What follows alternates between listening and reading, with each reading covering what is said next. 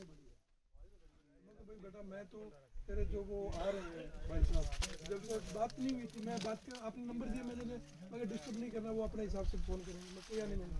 तो बेटा मैंने तो पूरी जीवन झोंक दिया, अब मुझे नहीं पता क्या है क्या नहीं, लेकिन मैंने मेरा पूरा लाइफ है ना वो पूरी इसी में लगा दिया, लाइफ के साथ में सब कुछ लगा दिया।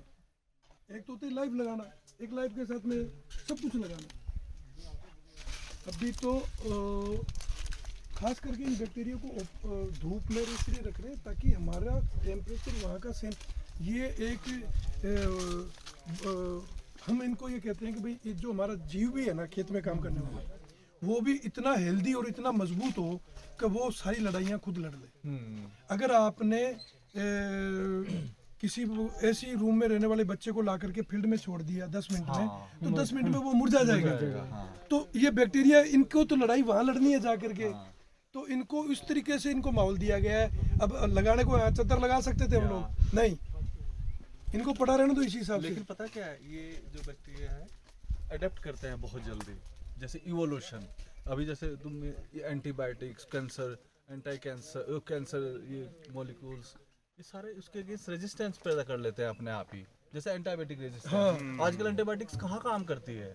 हाँ, काम ही नहीं करती, क्योंकि वो एंटीबायोटिक रेजिस्टेंस डेवलप कर लिया, बैक्टीरिया बहुत स्मार्ट होते हैं। तो तुम जितना इनको अडेप्ट कराने की कोशिश करो, ये अडेप्ट होंगे धीरे धीरे, बट टाइम लेते हैं ये, क्योंकि नेचर टाइम लेती है, तो ये भी टाइम लेते हैं। और ये उसके लिए फिर ये इंजीनियरिंग करो, यदि फास्ट करना है तो तुम्हें 1-2 महीने के अंदर करना है, तो फिर उनकी जीन फिर निकाल के दे डालो। और हमने जब इसको ग्रो करवाया तो पहले स्टार्टिंग में हमने इसमें लिया था सिर्फ मूंगफली की खली और आपका दूध और अंडा, वो लिया था।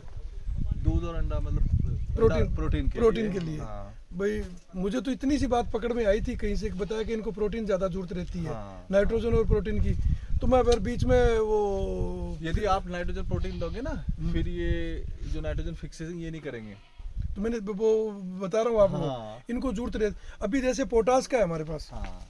अब हमने इनको कम्युनिकेशन बना रखा है सबका। हाँ। जैसे सल्फर वाला बैक्टीरिया है, सल्फर वाला बैक्टीरिया को हमारा जो एंजाइम बना हुआ है अदरक और लहसुन का, जैसे हमारी फसल में सल्फर का छिड़काव करना है तो 3 दिन पहले उस बैक्टीरिया को उसमें डालेंगे, तो उसको सल्फर है और सल्फर का बैक्टीरिया हमारे पास में, तो जस्ट उसको इधर उधर से देखने की जरूरत नहीं है, वो तैयार हो गया, फसल में नीचे चला दिया तो काम करेगा।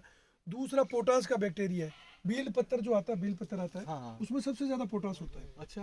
और बाजार में हमारे जब सीजन में होता है तो हम लोग इकट्ठा कर लेते हैं उसको। इसलिए मुझे लगे भगवान शंकर को पसंद आएगा। हाँ। ये एक्चुअल में ये पोटास भरपूर मात्रा पोटास की होती है। तो बेल पत्तर को, सूखे बेल पत्तर को जब हम मंडी में जाते हैं, जो उनका टूटा हुआ है, फटा हुआ है, वो सब हम मंडी से उठा लेते हैं सस्ते रेट में। वो यानी कि एक 50 किलो के वो 10-20 रुपए 100 रुपए लेते हैं, वो हम उठा लेते हैं, उनके लिए वो फेंकना है। हाँ। और हमारे लिए काम की चीज़ है, उसको ला के हम सुखा लेते हैं। जैसे ही हमारी फसल को लास्ट स्टेज में फ्रूट तैयार हो रहा है, उसमें पोटास की जरूरत होती है, तो ये बैक्टीरिया